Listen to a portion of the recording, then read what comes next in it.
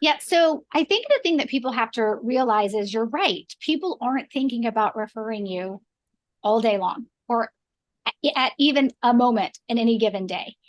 And that's been seen as something's wrong. There's actually nothing wrong with people not thinking about referring you. That's not really their job. But the tactics is very much like, let me beat you over the head so that you remember, except that's not actually what gets someone to remember to refer you either. And if your tactic is to always be asking, guess what else? That becomes your trigger. And if always asking is your trigger, that means you always have to do it. When you pay attention to the science behind why referrals happen, the first thing you have to recognize is I don't care how many people love you and how many people think you're amazing, not everybody's going to refer you. There's this idea that everybody knows somebody who's going to buy or sell a house, so everybody should be able to refer me. Except that there's like a gazillion real estate agents, not only in your market, but all across the world, right? So the reality of it is that's like, it's like a formula that's broken. And it's a formula we've been fed for years and years and years, but no one's paying attention to the fact that it's actually broken. The truth is, you're right. There are people who don't think about referring you. Nobody thinks about referring you every day or even every week or even every month. And then there are also some people who just really, truly aren't built to refer. So unless you have strategies that meet them where they are versus what's easy for you, or what you feel like may work, but is actually doing damage to your relationship with that person, if you're not willing to meet them where they are and pay attention to how you cultivate someone who's not referring you into a referral source or someone who has referred you to keep giving you more referrals, your tactics, your strategy, your processes, your language has to meet them where they are. And that's the big issue that I see with a lot of the tactics that are out there. It's like, it's what's easy for me. Well, what's easy for me is slapping an email signature, right? Like you said, and just being like, okay, that they told me that would work, except it doesn't, right? And it's not working. And so the reality is, as we look at the science behind it, here's a couple of the things you have to understand. Number one, referrals aren't about you. Let me say that again. Referrals are never about you. I don't care how amazing you are. I don't care how many closings you have in a year. I don't care how many testimonials or online reviews you've received, right? Referrals are never about you. Now, here's the thing. Does somebody have to want to refer to you for you to generate referrals? Yes. But actually, the science shows that when a referral source, and that's what we call the people who refer you, there's different words for them. But when a referral source is making the decision to say your name in a moment to somebody else, right, who has a problem, as like AKA needs a real estate agent, right? When they're thinking about saying your name in that moment, they're not actually thinking about you. They're thinking about themselves and the person they're trying to help. So when a referral happens, it's your referral source getting to play hero. Hey, wait, you've got a problem? I know how to help.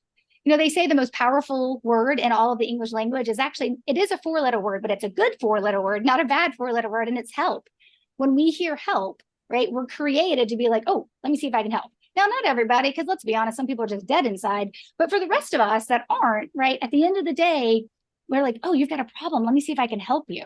In that moment, when that referral source is talking to their neighbor, their colleague, right, the person who works down the hall, right, their friend from a networking group, when they were like, oh, wait, let me help you, that's actually what's triggered first. It's them being the hero and them helping someone else. Then it comes around to you being the real estate agent they choose to refer. And so people flip that. Like in their heads, they think, right, well, Mike got up this morning and he thought to himself, how can I help Stacy grow her business? No, you did not, right? We get up every morning and we think, let's be honest, we think about ourselves. We do think about other people throughout the day, but we're not constantly thinking about them. There's got to be the moment of opportunity, right? Oh, you need something. I know how to help you. Now, how am I going to help you is by connecting you to this solution provider, which is what we are when we receive a referral, because I trust them. And that leads us into the second piece of the science. So number one, it's not about you. It's about your referral source trying to help somebody else. And that triggers the happiness trifecta, which is the chemicals that are released in your brain when we do something good, that are the feel-good chemicals.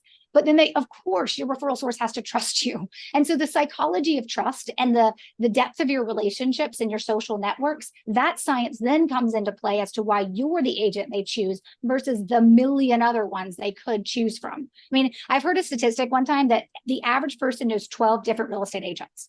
Yes. 12. That's a Probably dozen. 20 now. Right. Totally. Right. But the truth is, if you ask me, like, hey, Stacy, if you lived in my area and you're like, hey, Stacy, I need to sell my house, there are two. Like, I know a bunch, right? I'm not even thinking about the agents that I work with that I know like all around the world, but I'm just thinking about like there are like one or two that I'm like, here's who I would talk to. But I know hundreds. And so the reality of it is that trust, right? That psychology of trust comes into play. And then the third piece that people overlook is actually the behavioral economics of it all. And that isn't so much when a referral is being given, but what we do. And it's how we build our strategies and our processes and our language and everything that we teach with the tactics. You have to use behavioral economics for them to actually be, for you to actually be able to have a process and a system that actually triggers referrals, what we call the right way. Right. So when you talk about behavioral economics, people automatically think, oh, reciprocity, and we got to take advantage of it. We got to say, oh, you're happy with me? Let me pounce and say, hey, how many people do you know who are just like you that should be working with me? Nobody wants you asking them that. Nobody. Right. Maybe one person who really, really, really loves you is okay with it. The rest of us are like, oh, you just gave me work to do. And that's not what I'm interested in. Right. So we look at behavioral economics from the positive side of it. Right. And so we actually don't even pay attention that much to reciprocity, but we pay attention to the other pieces of behavioral economics, variety, surprise and delight, right? Those wow factor pieces that go into it. And based on that, based on knowing that referrals aren't about me, knowing that the trust factor is super important and the depth of our relationship is important, and understanding behavioral economics in a way to use that for good to nurture an authentic relationship. Our strategies are built around that because we always tell folks you should never compromise who you are or your relationships to be able to generate referrals.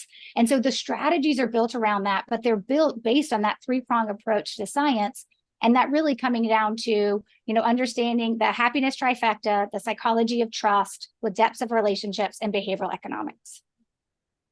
Wow. That was a mini masterclass. I love that.